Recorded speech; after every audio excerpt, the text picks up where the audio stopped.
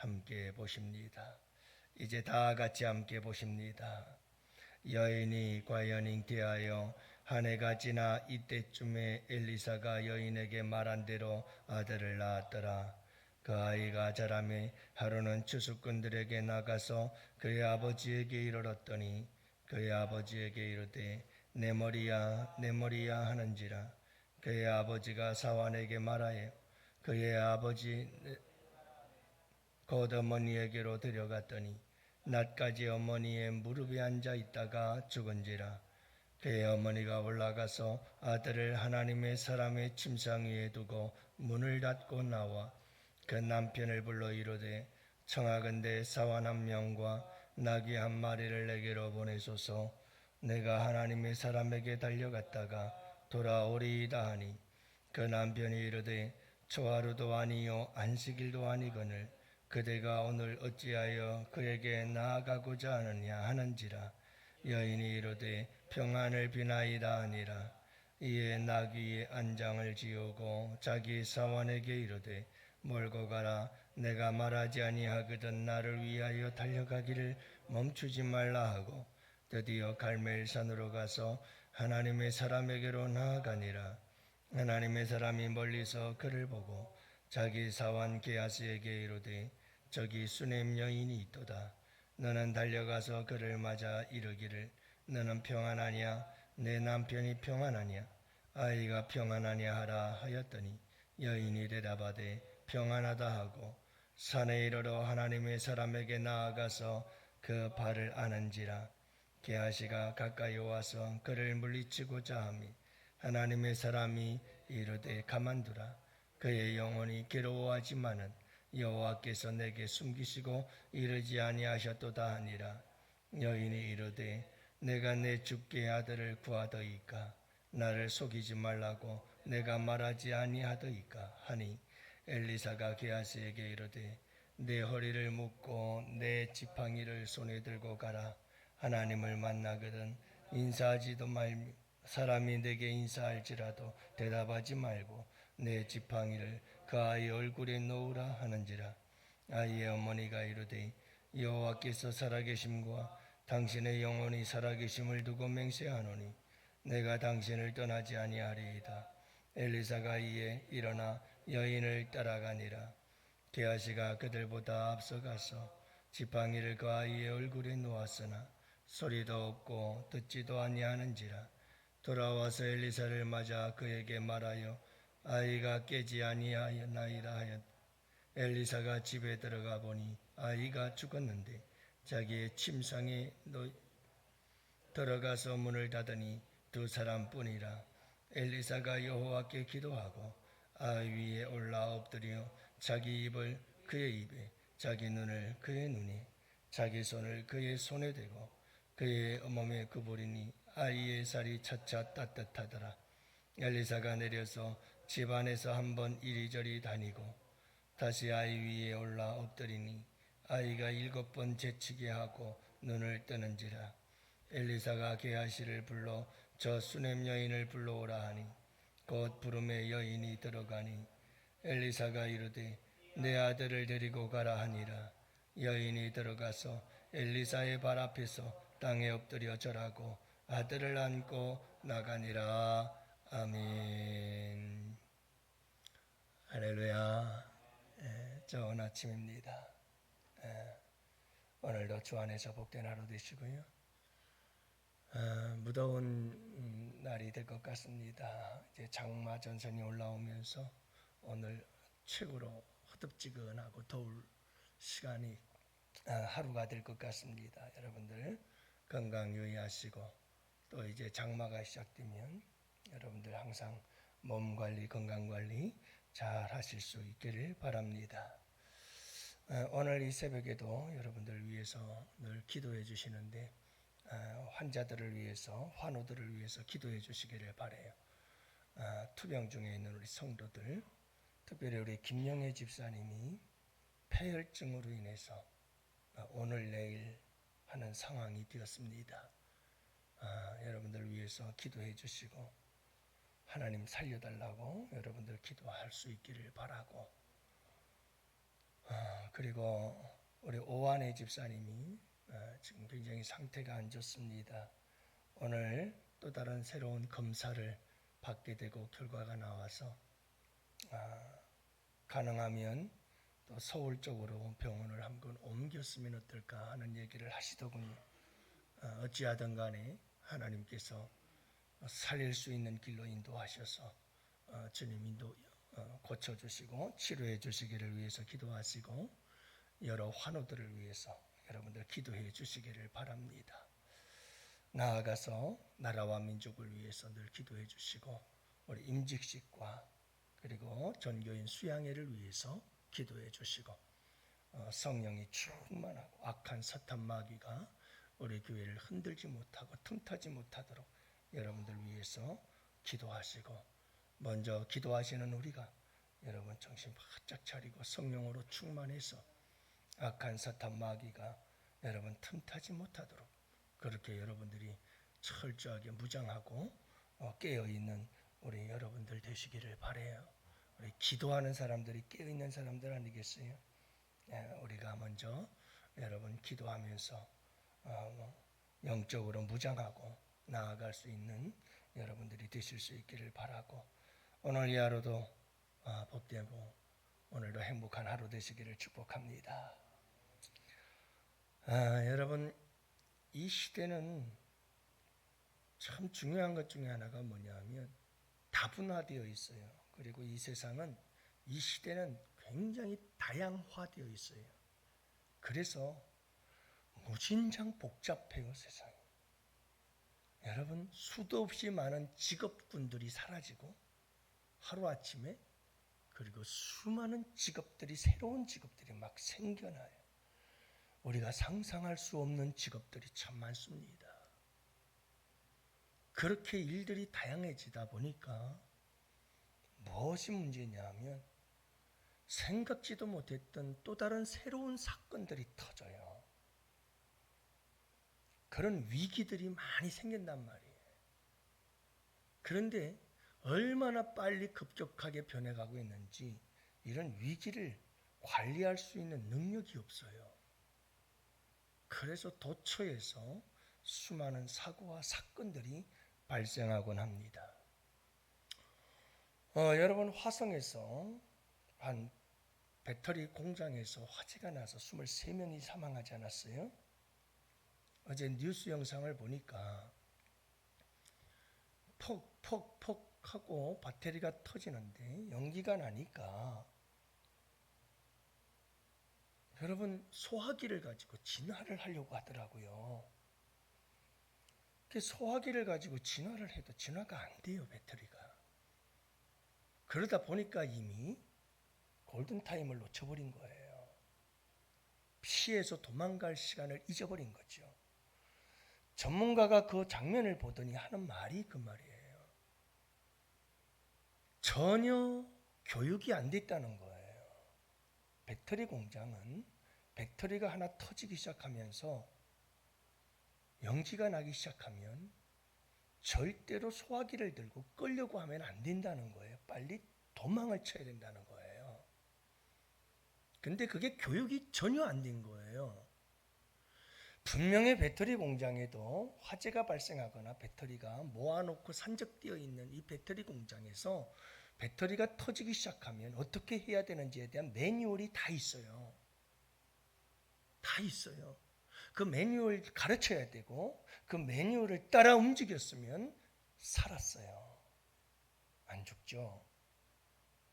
근데 그 상황을 딱 보더니 전문가 교수님이 하는 말이 이건 교육이 전혀 안 됐다는 거예요. 그러니까 사람들이 우왕좌왕하잖아요. 배터리가 터지는데 도망갈 생각은 안 하고 소화기를 어떻게 끄볼까를 난리를 치고 앉았고 펑펑펑펑 거리는데요. 그러다 전부 다 갇혀서 죽은 거 아닙니까? 여러분, 우리가 신앙생활을 하는 데 있어서도 중요한 것 중에 하나가 있어요.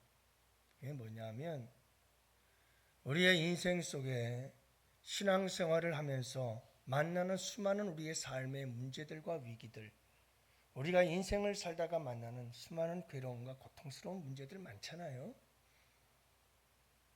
여러분, 그런 어떤 어려움들을 당했을 때, 어떤 위기를 당했을 때 중요한 건 매뉴얼이에요. 매뉴얼 따라 움직이면요, 살아요. 근데 문제는 뭐냐면 그 매뉴얼을 안 가르쳐 주는 거예요. 그래서 그 매뉴얼을 몰라요. 그러면 위기가 왔을 때 어떻게 해야 될지 몰라요. 그래서 죽어요. 영이 죽고요. 인생이 무너지고 쓰러지고 인생이 하루아침에 잿더미가 돼버리고 마는 거예요. 여러분, 우리에게 정말 중요한 것이 이런 거예요. 인생을 살다가 어려움이 닥쳐왔을 때, 화재가 닥쳐오고 배터리가 터지고, 여러분, 우리의 삶 속에 힘들고 어려운 일들이 여기저기서 발생하기 시작할 때 우리는 어떻게 해야 될까 하는 우리 믿음의 사람들에 대한 신앙의 기본적 매뉴얼이 있어요. 어떻게 대처해야 되는지. 오늘 본문 말씀 속에서 우리는 그것을 볼 수가 있지요. 여기서만이 아니고 성경 여기저기 사방에서 우리에게 가르쳐 주는 게 이런 위기 대처 능력이에요. 위기가 닥쳐왔을 때 어떻게 대처할 거니? 이것에 대해서 한두 군데서 얘기하는 게 아니에요. 여러분, 이걸 잘 우리가 인지하고 우리가 이걸 잘 알고 이걸 우리가 잘 기억하고 있다가 이대로 따라가야 살아요.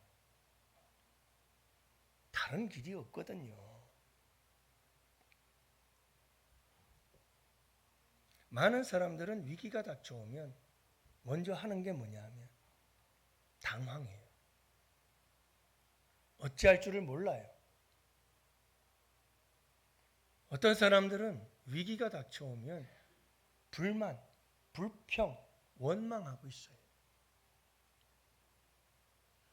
어떤 사람들은 위기가 닥쳐오면 절망하면서 낙심하면서 주저앉아 있어요. 그리고 어떤 사람들은 위기가 찾아오면 도망갈 생각하고 있어요. 그 위기를 피하려고 해요. 아무 의미 없어요. 전혀 도움이 안 돼요. 여러분, 우리의 인상 속에 또 모든 인생 속에 다 그렇잖아요. 언제 어디서 어떤 위기가 올는지 알 수 없어요. 교회도 그렇고 가정도 그렇고 기업도 그렇고 국가도 그래요. 그래서 여러분, 이런 상황 속에서 우리에게 정말 중요한 것이 뭐냐면 어떻게 이 문제에 대해서, 이 위기에 대해서 대처하고 이 문제를 풀어나가고 해결해 나갈 거냐가 중요한 거예요. 수넴 여인, 차이 여인에게요, 위기가 닥쳐왔어요.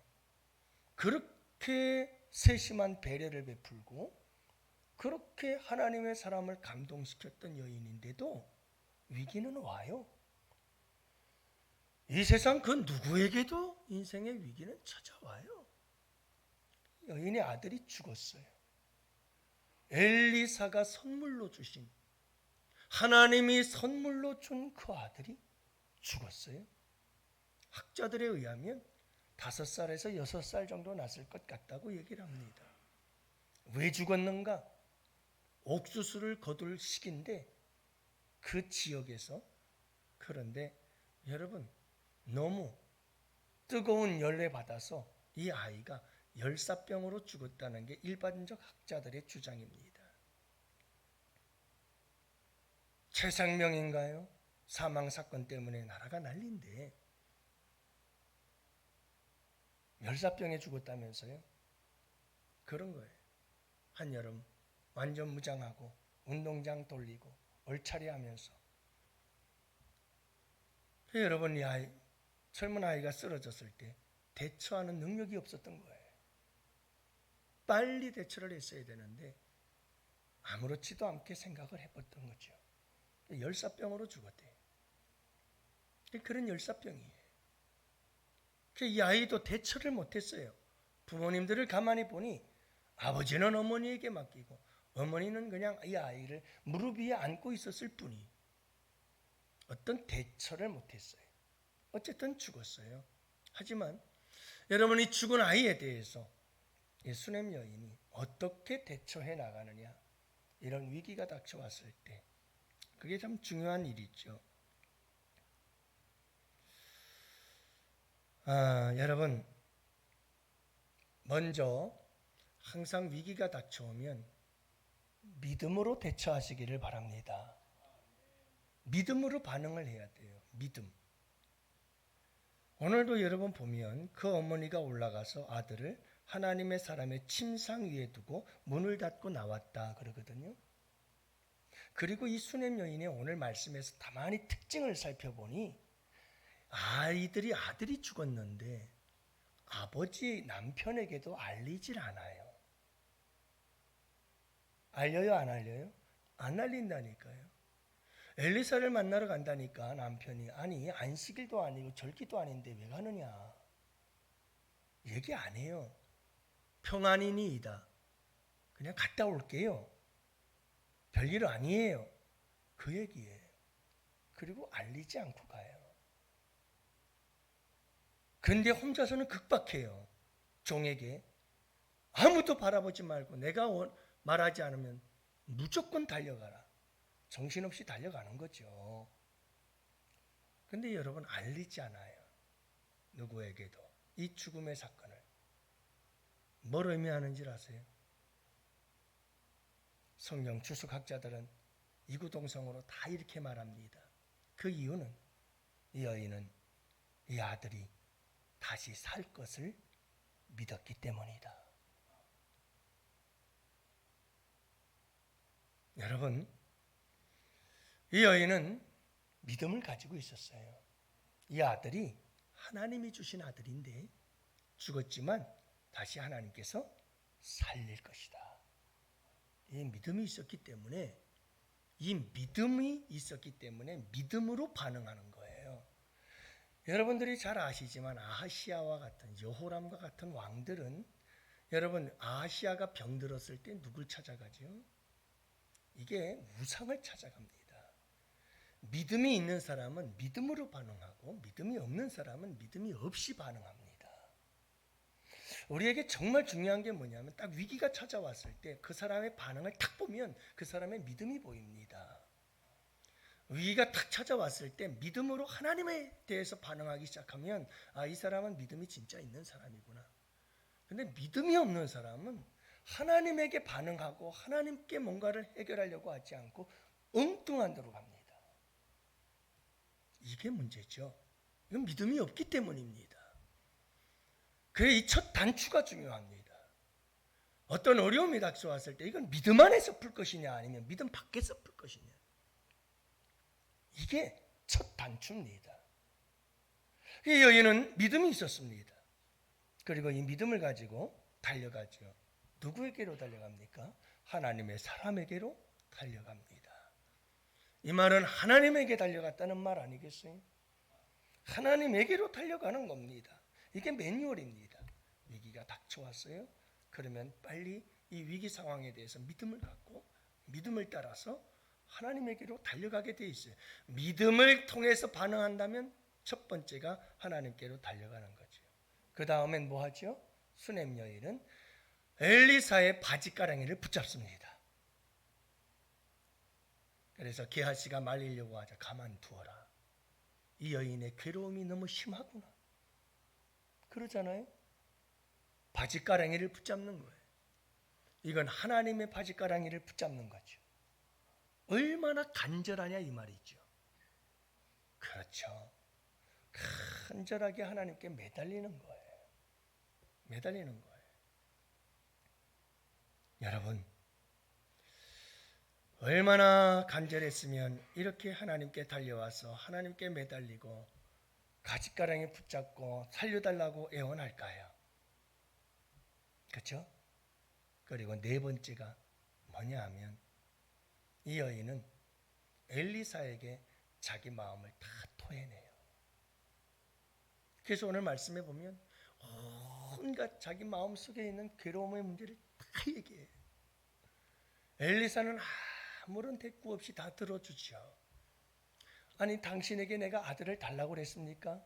엘리사 선지자님, 내가 아들 달라고 그랬습니까? 달라고 안 했는데 주지 않았습니까? 왜 줬어요? 보세요, 죽었잖아요. 나를 왜 이렇게 괴롭게 하고 힘들게 하는 겁니까? 그러면서 자기 마음속에 있는 모든 걸 다 쏟아내는 거예요. 여러분, 참 우리에게 중요한 것이 이런 거죠. 주님께 나와서 주님께 우리의 괴로움과 고통들을 다 쏟아내세요. 사람들 만나서 얘기하는 것도 우리에게는 많은 치유와 회복이 되는지 모르겠습니다만은, 여러분, 그것도 중요하지만 그것보다 더 좋은 것은 하나님께 나와서 하나님께 모든 것을 토해내시기를 바랍니다.